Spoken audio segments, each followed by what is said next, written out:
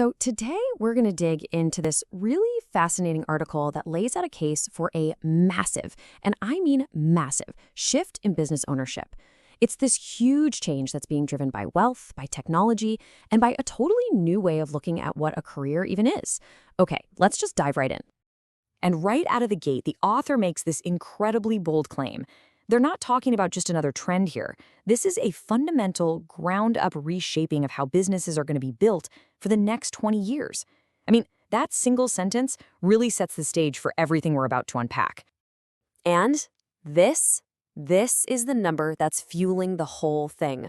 $124 trillion. Just to put that into perspective for you, that is more than the GDP of the entire planet for a year. This isn't just some financial footnote, folks. This is literally the biggest reshuffling of capital in human history. And all that money, it has to go somewhere. All right, so here's how we're going to break this all down. First, we're going to look at why this moment is just so unique. Then, we'll get into the 3 seismic forces that are creating this perfect storm. After that, we'll look at the playbook, how you can actually capitalize on it. And finally, we'll lay out a clear, actionable plan to get into ownership. Okay, let's get into our first major topic here, these 3 huge forces that are all converging. What's so wild is that this opportunity isn't happening because of just one thing. Nope, it's the collision of these 3 massive, powerful trends all hitting at the exact same time. Let's take a look at each one. The first force is that tidal wave of money we just talked about, that $124 trillion. And, this isn't just a little trickle of cash from retiring baby boomers. This is a full-on flood, and it's looking for a new home. And that's really just the beginning of the story. So where's all that cash going? Well, it's not just going to the kids. It's flowing to employees who are buying out their bosses, to all kinds of investors. And, this is the big one, to franchisees. So why there? It's because this new capital wants exactly what modern franchising offers: predictability, systems that actually work, and the ability to scale up.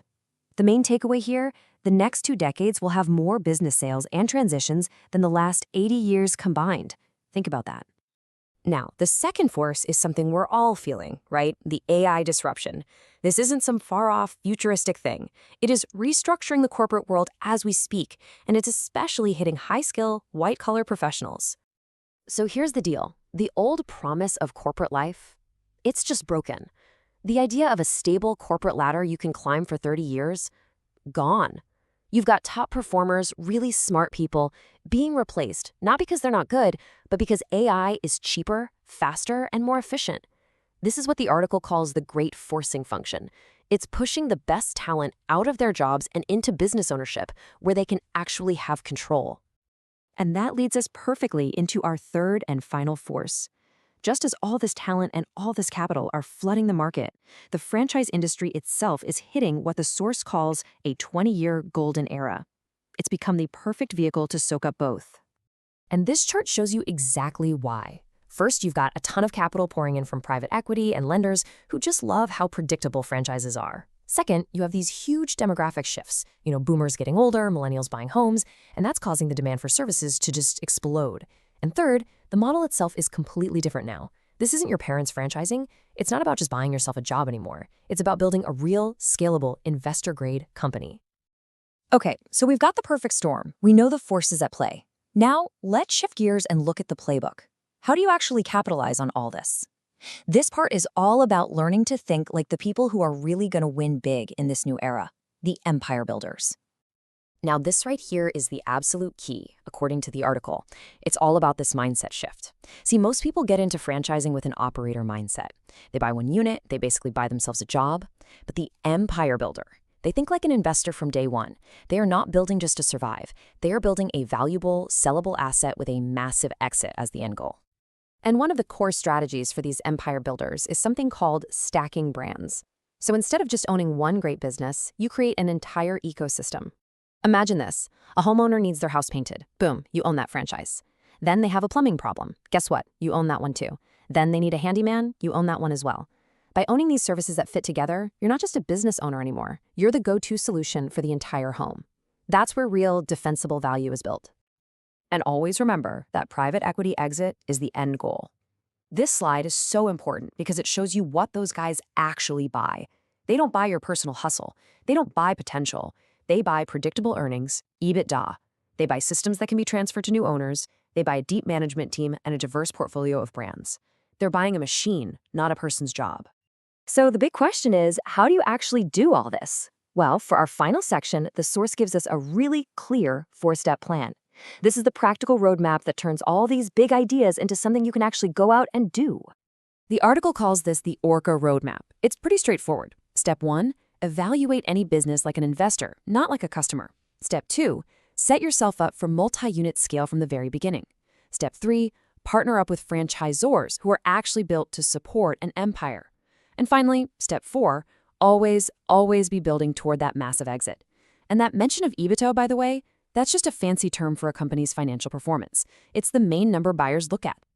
Let's just double-click on step 1 because this is where so many people get it wrong. A consumer asks, do I like the product? An investor asks, what are the profit margins? How efficient is the labor model? And what will a private equity firm pay me for this system in 10 years? See, it's a completely different way of making decisions. And this brings us to the ultimate prize, the whole point of this entire playbook, enterprise valuation. This isn't about revenue. It's not even really about profit. It's about building a system that is so clean, so predictable, and so scalable that a sophisticated buyer will write you an 8 or even 9-figure check for it. This is about building an asset that can literally change your family's future. So the most important thing to get is that this isn't some trend that's coming in the future. It is happening right now. The wealth is transferring now. AI is pushing talent out now. The franchise industry is booming now. This perfect storm has created a window of opportunity, but you have to understand that window is not going to stay open forever. And really, that's the bottom line. The old path of just climbing the corporate ladder, it's being replaced. According to this analysis, the single most important professional journey of the next decade is going to be the path from employee to owner to empire builder. So, as we wrap up here, just think about it. We've seen these historic forces at play. We've seen the playbook for success. The final question the article leaves us with is a really personal one. What will you do with this once-in-a-civilization opportunity?